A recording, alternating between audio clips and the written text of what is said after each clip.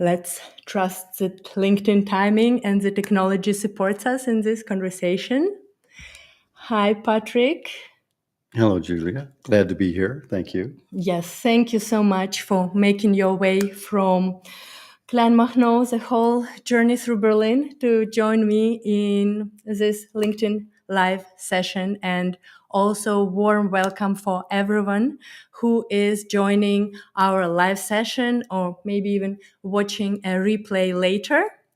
So yes, who doesn't know me? I'm Julia Singh. I am on a mission to inspire conversations full of authenticity, courage, curiosity, and compassion to help individuals and teams build better relationships, transform, and thrive together.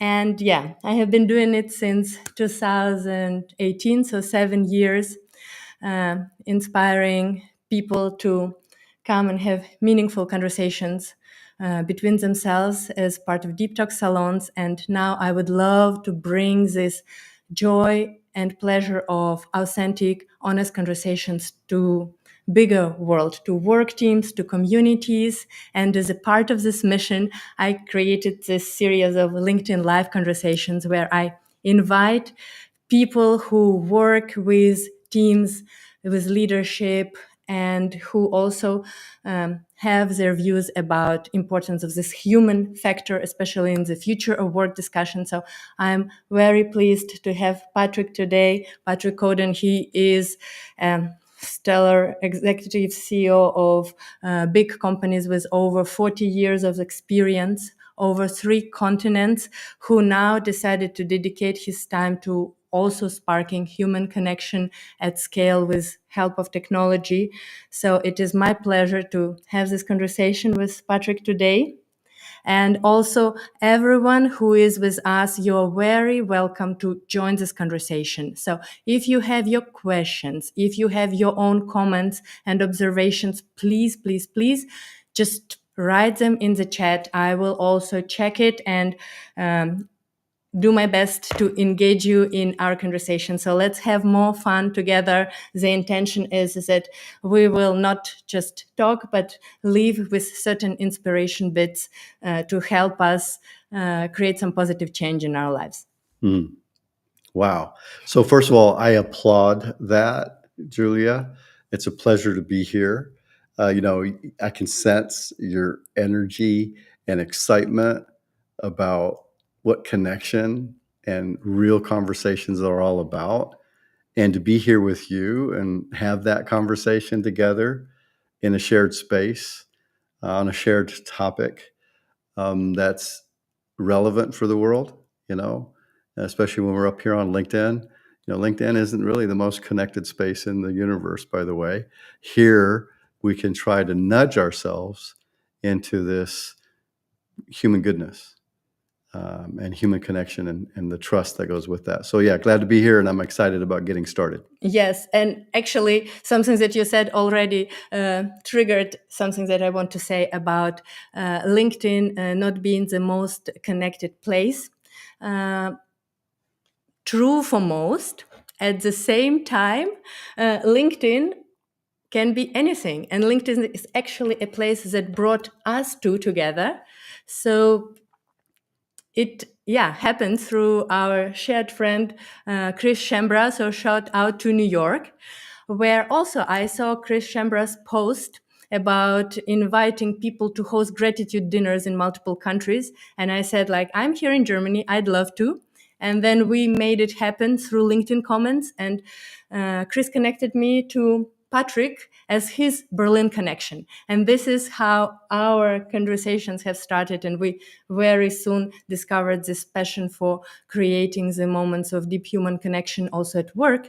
So one little side topic and call out to all people who might be skeptical about why do I need LinkedIn engagement. It is all for, I don't know, some only coaches of this world. No, you may use it as a way to stay in touch, to build relationship, to create certain touch points, and actually somehow to reach to more incredible humans, igniting all possible opportunities which may come out of it. So the more you bring in, the more you get out, I think, is with everything. And that's like a life universal law of reality, right? So if we can become aware of each other through LinkedIn and then go deeper, get closer, truly understand the essence of what we're all about, well, then we've combined the best of all worlds, right? So I think that's pretty cool. And yeah, shouting out to Chris again. Gratitude is one component of human kindness that uplifts us to levels that surprise us every single time. So yeah, good thing. Keep going. The warriors of light. Success. I wish you all. Yes, gratitude to Chris, who is bringing awareness to more gratitude in life. So, first question to you, Patrick. You have been in the top leadership positions of all these super successful companies for so many years. And of course, your ultimate job was to make sure companies are successful, the economic KPIs are met. Why did you end up caring about human connection? Yeah, thank you. That's important. You know, I mean, when you run companies and you want to perform, you really want to deliver results on the one side. But then what you realize, if you're a good leader, and there's many good leaders out there, is people matter. And I always knew that people mattered, and I always built teams where the team came first and the results would follow. So I had an understanding of it my whole life.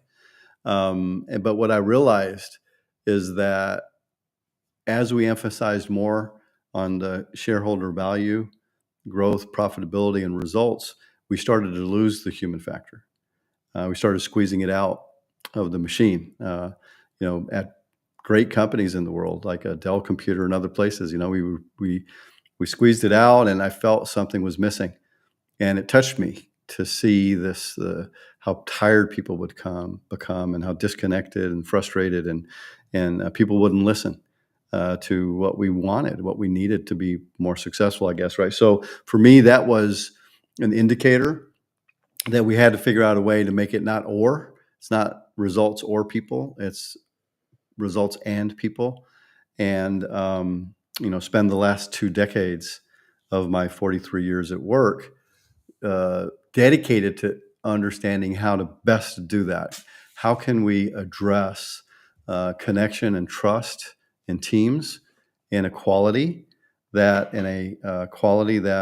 uplifts us and helps us transcend the stress into a better space where we can execute and create and transform things in a really powerful manner. So yes, that's the story. Yes, and this word stress, there is this article circulating that ChatGPT was asked what people need to be able to live until 140 years. And the first answer was that actually the biggest threat is this continuous stress.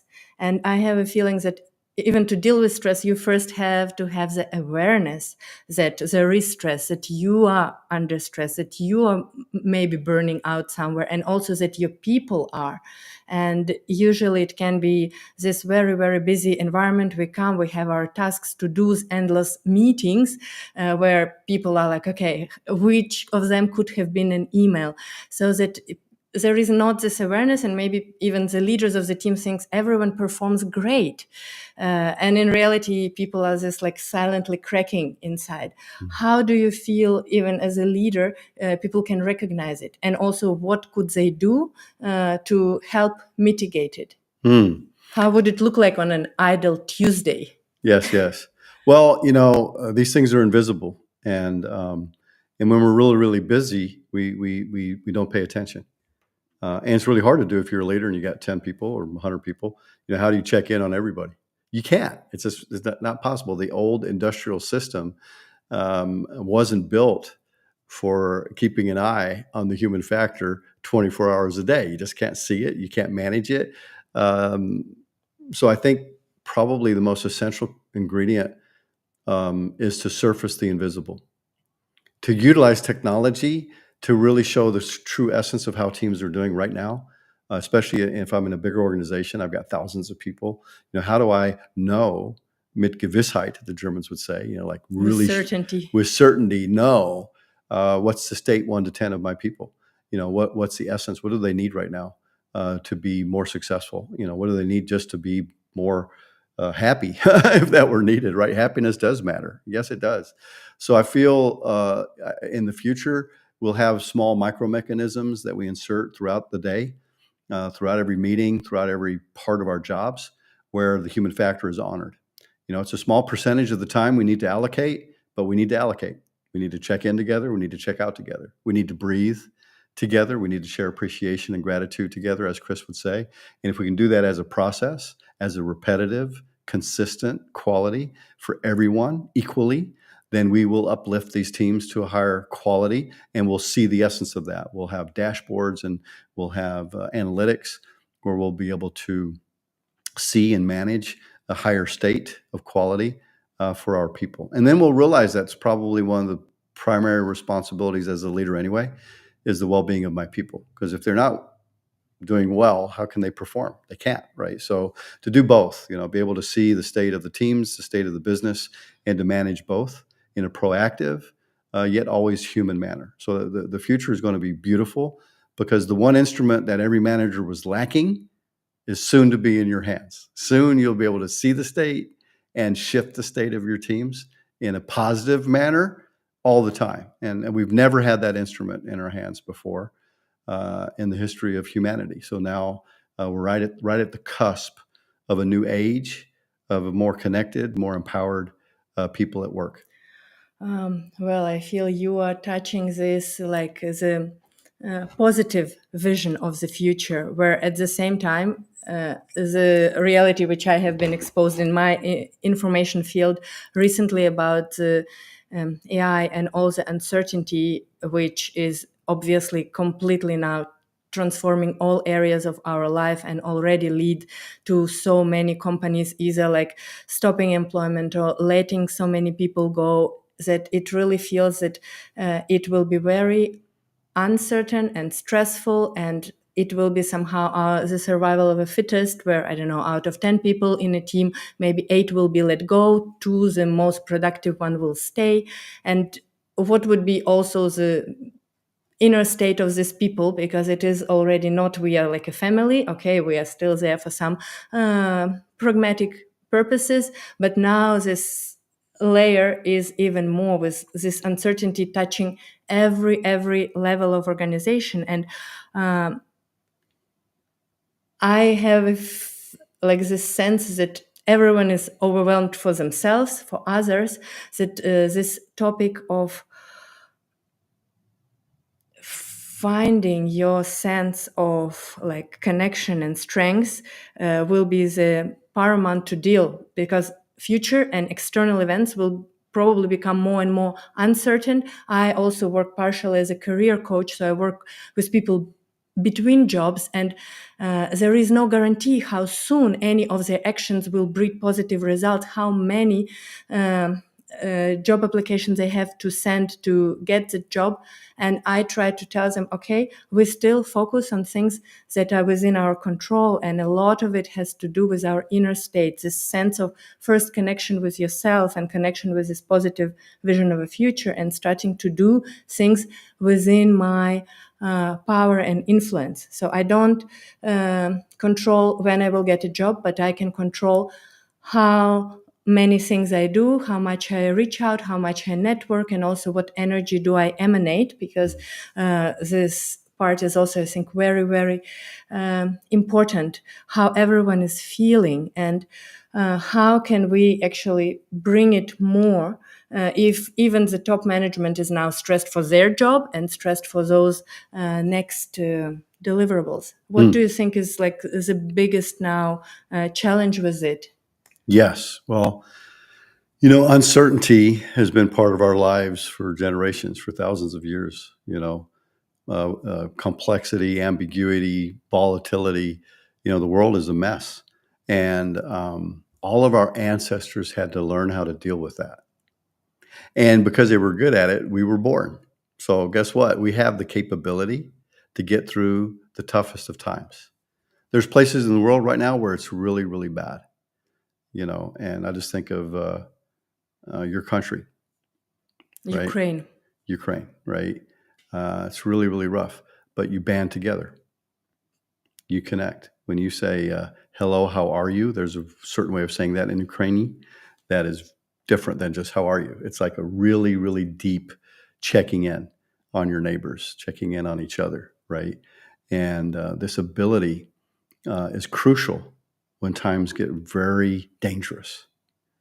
And what we've lost a little bit in the corporate or in the workplace is we just keep adding on to the stress, but we're not doing anything for the connection to get us through it. Because when we're connected, we have less fear. When we have less fear, we have more confidence. When we have more confidence, our ability to tackle things goes up.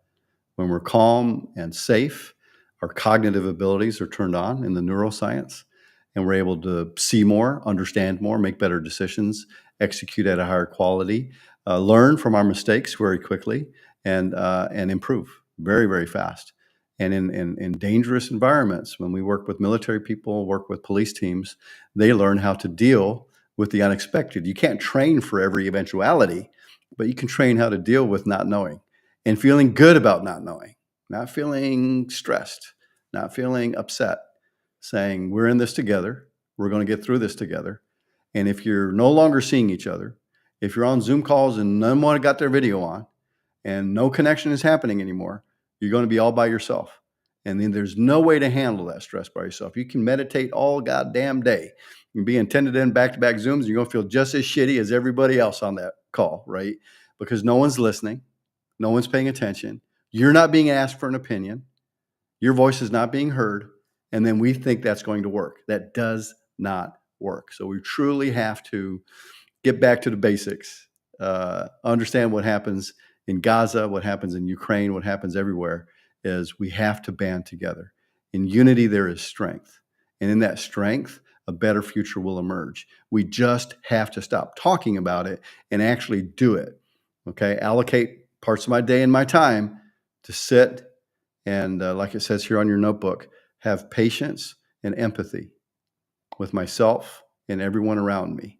So where's my patience and empathy process in my typical workday? It's non-existent.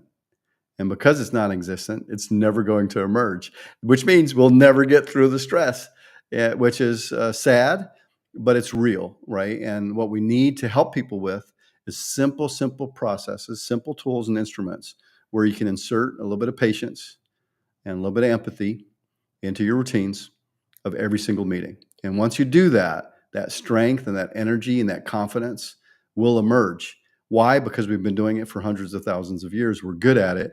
In danger zones, it's the only way to survive. When the missiles are hitting and the artillery is hitting, the only way to survive is band together, help each other, share our food, share our water, share our connection, share our love, and make sure we get through the night. And when we get through to the other side and we wake up and we're all still here, yeah, when Tatiana is still around and Julia is still around and Vladimir is still around, then we made it through the night, and we'll live to fight another day. Yeah, thank you. And yeah, whoever is listening, feel free to share your thoughts, what resonates from what Patrick just shared with me. It resonates deeply, and I look forward to come back in a second to the technology bit, because we're exactly living now in a very, very special moment, and technology is the key to any scalable transformation. But as a facilitator of these moments of human connection since years, I really see it again and again and again in all instances, from bringing strangers into one room, from coming to a collective that used to work together, from creating it for some networks of people who used to know each other briefly, and then everyone, we all have these perfect identities, we have this facade, and everyone is perfect on LinkedIn. And at the same time, yeah, basically technology is evolving so fast, and we are biologically wired as like thousands years ago, and our emotional capacity to deal with this stress and ambiguity and critique and having not enough tools to express ourselves or to feel even safe. As you say, we are like afraid. And even as a leader, you may be afraid to say, I do not know what to do or how is it going. And at the same time, once there is a safe space to take off this mask and to allow this courageous sharing and vulnerability, this is where something always magical happens, because I may have completely different life journey, but I will recognize my struggle in your struggle. And suddenly you are not just some person who either I don't care of, or I care, like I don't know, have certain barrier either below or above. We are suddenly more one than before. And then right now, if actually I was listening to those podcasts, it makes sense that AI would be faster, more efficient, make less mistakes, that we as humans must make a case why we are still relevant for this workflow, because all the creative part, AI will write poems, make movies, they already does, and it will be even faster. So uh, we are the ones who want to make case for ourselves, and this would only come, as you say, in this moment of connection where we will come and we maybe sit together in this struggle and this sadness and certain ambiguity, but out of it eventually will come certain support and desire. Okay, let's kind of like get out of this valley of sadness, let's do something we can. But you can only do it together in this moment of connection. Yes. Look at you. There you go. Right. So that's why, your invitation and your facilitation of groups in the deep talk salons always emerges, even though it's always a different group of people from different walks of life, different experiences of their journeys. At some point, they naturally emerge in this connected state, right? Every single time you've done it over the years. And we are so, and it articulates itself most strongly in our gratitude. So every participant then is articulating how thankful they are and how grateful they are, what they learned about themselves, what they learned about others. But the most important component is we didn't have to train empathy or compassion or listening or connection. It's a natural part of us. And when we set the circumstances correctly and the environment correctly and the safe space that you mentioned and your lovely invitation with your voice, where you kind of wrap the magic of connection into the room for everyone right before you begin, that's magical, right? And I think that's very powerful. And I think that what you are just saying exactly, that we all have capacity for this. It's just it requires intention. It requires setting the scene, creating the space, making the time. Because people usually come to me for meaningful gatherings, for creating a team building event, workshop around it, or they have special dinner and they want to have very special time and do not let conversations and quality of time to some random factor. So I come there, but it is more like few times over the year, where ideally this gratitude practice should be a part of like every day as brushing teeth. And this is when I first learned about your work with Warmspace. I'm like, wow, this is exactly the way to, I don't know, bring it to 1 billion people. So maybe you can share like what is it and how you see it being able exactly to touch people at scale. Yeah. Well, first thing is you don't leave it to coincidence, like you said, right? So at your events and your gatherings, it's intentional and it's choreographed a bit.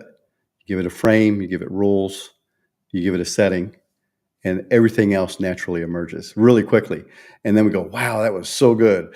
I'm so grateful. That was so powerful. Oh man, I wish I could feel like that all the time. And then you go back to work and you get stuck in the old processes of the vortex, we call it, and it all gets lost because you're not intentional. You're not working on the relational component. You're working only on the transactional component. So absolutely, it's so hard to do. It's almost impossible to do in your normal work life, to take something from a workshop and operationalize it into your day-to-day activities, because It was a 3-hour evening. I don't have a 3-hour window. Where do I put it in, right? So understanding how to operationalize that into very small micro components, that are maybe 60, 90 seconds, and then inserting that into the daily flows of meetings that we check in together in that process with the same steps we did at the deep talks, right? The same process of getting settled, of getting set together, of hearing every voice, of being equal and inclusive with each other. So for us to be able to seamlessly insert that through a piece of software into your calendar system so that your calendar will tell you where to be, who to be with, and exactly every single step of your agenda is now orchestrated by a piece of human technology that says we may be together for an hour, but there's going to be 4 times 3, 4, 5 minutes inside that window where we connect, we align, we commit together. We do all those things that work in the workshops and work in the offsites, but now we're doing it on a daily routine. And that's really powerful. And because it's with tech, it scales very quickly. You could do it with your team of 10 managers and they all have 10 people. The next morning, you could, click a piece of software and 100 people would be using that same short process to breathe, appreciate, be grateful as part of the meeting. Trust before task, we call that too, right? And if you had another 1,000 people, you click one button, and 2 days later, you've got 1,110 people in the process using the technology and feeling much stronger and much more connected. Now, of course, it's the repetition that builds more strength. So, the very first time you do it, you're like, "Ooh, that was kind of funky. That was kind of crazy. That was kind of cool." But by the time you get, 3 months in, and you've done it 100 times, it's now your new norm. So your new norm is, I won't interrupt someone when they're speaking. Why? Because the tech is always saying, over to Julia, and everyone else doesn't tell you to shut up, but it's like It reminds me you're not alone to hold the mic. exactly, right? So you got to it passes it on in a fair and equitable manner so that we feel seen and heard and valued. And we only need 2, 3 minutes of that to feel seen, heard, and valued. We don't need a 3-hour workshop, right? So I think that component is going to allow us to hit and touch 1 billion lives rather quickly. So Thank you. 2-3 minutes, I believe, will really sound doable for even the busiest of people when they understand the case, why it matters. Can you maybe give a little insight what would be packed within those few first minutes? Because maybe before this, is this technology already available first? And if it is not yet available, what could people who are listening to us right now, who probably are about to jump into their next meeting right away, what could they do? Yes. One micro step. There you go. Yeah, the technology is available, and organizations have started using it successfully. Yeah, and they measure trust and connection and unity and these things, and it goes up very, very high, very, very fast, and it stays there. It's consistent. It sustains with a little bit of effort. You get a lot of impact. Right now, you're doing a lot of effort in your teams for very little impact in the busyness of your life. So warmspace.io is where we are, and it's easy to download. It's easy to use. We will share it in comments. Yes, and it's a starting point, right? Usually, the best starting point is to do a workshop with us, right? We call it a flow shop, so that you can see the process of what a deep talk salon looks like in a very quick moving process on technology. And that combination, once you've experienced it in like a 60-minute version, all the possibilities light up in your mind. You know your organization better, you know your teams better, and you'll go like, oh, wow, we could do this, whatever, Mondays or Fridays, we could finish the week together like this, So I feel that once people become aware of the possibility of the instrument, it addresses the biggest lücke or the biggest hole in our organizations, and it closes that gap, that big gap, very quickly in a simple way. And I think that's important. It's new. We call it relational intelligence. It's important. It puts AI in its place. AI now serves us in Warmspace. It enhances our quality of conversation in real time. And those 2-3 minutes can be inserted at the front of a Zoom call.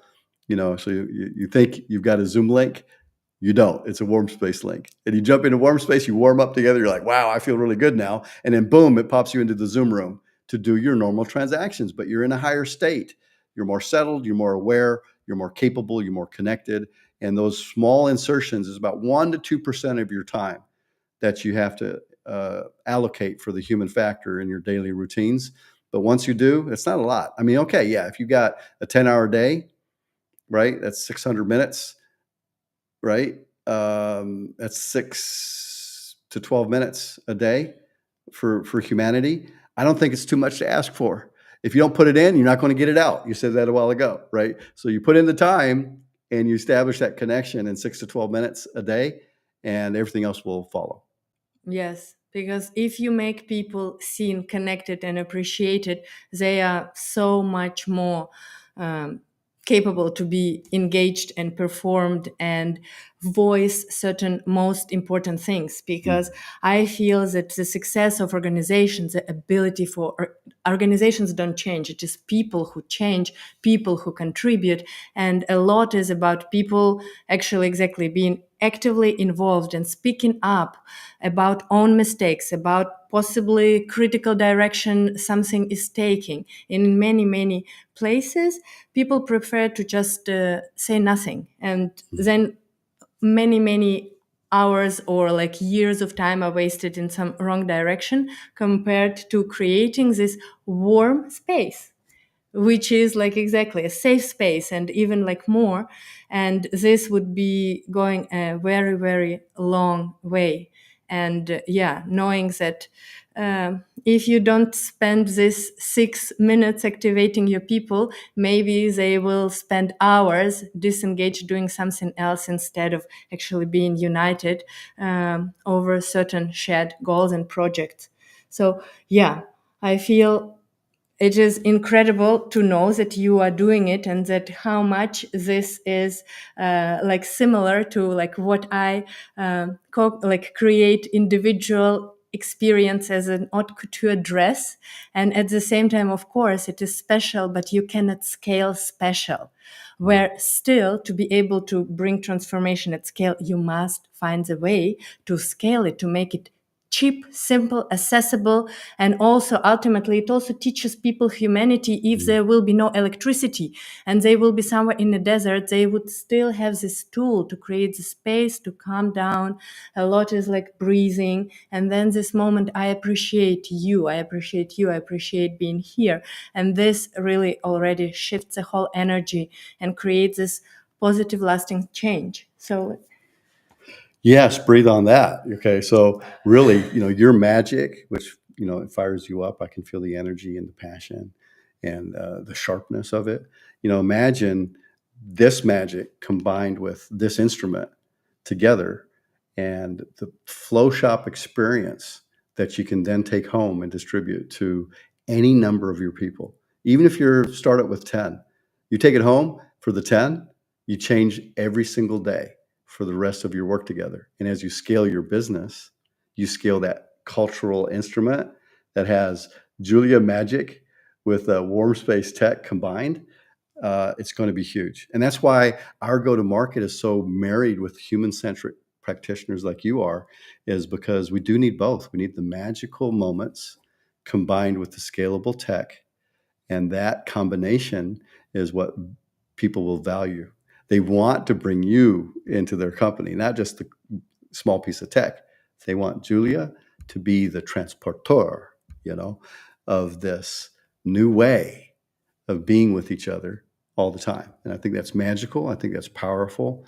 And I think there'll be millions and millions of facilitators down the road that see the complementary work of their wisdom and magic combined with this technology and scalable platform. So it's going to be a lot of fun yeah, and hard work. Yes, and I also want to say that do not wait for a facilitator. Do not wait for someone external to come and to fix. See what can you bring into your next meeting. You can suggest, oh, let's take 2 minutes and have the first round of like gratitude or share how we feel, some success or appreciation. And also like now, if you got curious, check this link, suggest to bring it in your company. That let us all kind of like embrace our ability to become the leaders that we want to have and not wait, but just kind of like come into our power. And yeah, thank you, Patrick. I see we are already like now coming to the end of our time together, and there is beautiful comment by Stasia. Let's unify to create, not destroy. Yeah, Mm. that's true. It is in our human interest. Yes. And what we can do at the end here for you guys, okay, is we'll do a like a 60-second little routine together. So we'll finish in that quality, that human quality together. And if you pay attention now for from about 100 seconds, so you pay attention, what we're going to do, you can do anywhere in your life. You can do it with your kids. You can do it in the bus on the way somewhere with the person sitting across from you. And this quality is a good way to check out at the end. So we'll breathe together, we'll appreciate together, and we'll be grateful together. Is that okay? Yes. Okay, so let's do it. We start. Lead the way. 3, 2, 1. Let's breathe.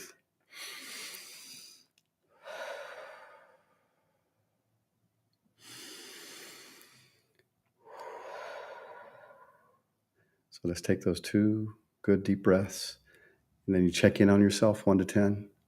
Where am I? And then we appreciate. You go first. Well, first, I feel at 12, and I appreciate you for being here, for creating this electrifying conversation, for inspiring me with your thinking, with your vision, with the ideas that you are bringing to life, and with seeing this sense of positive resonance. And yeah, making me also feel somehow I belong and I'm not crazy in my idea to devote my time to inspiring human connection. So I feel very, very aligned and grateful and connected. Thank you. Yeah, I appreciate in return. I appreciate your words. I appreciate your energy, this magical, like you're dancing on the clouds thing that you've got. How deeply meaningful this is, how wonderful our conversation was, how much possibilities have emerged really quickly. And that's my appreciation. So let's breathe and be thankful.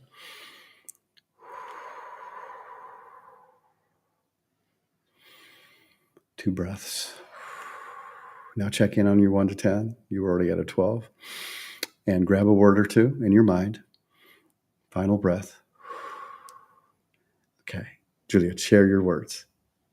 Excitement and empowerment. My words, gratitude and joy. Thank you. Thank you. And if you're still with us, even if you're listening a replay, please also drop your words and drop your thoughts. Let's continue this conversation. Who knows who will watch it later, who it will inspire.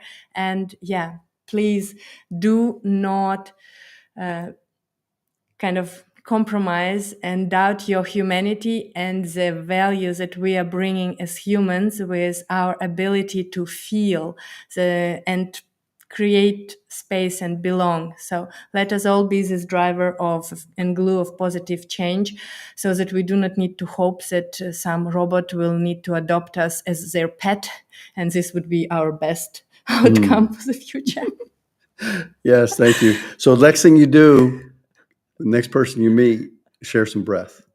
And what you appreciate about them. Yeah, it's you're sharing life.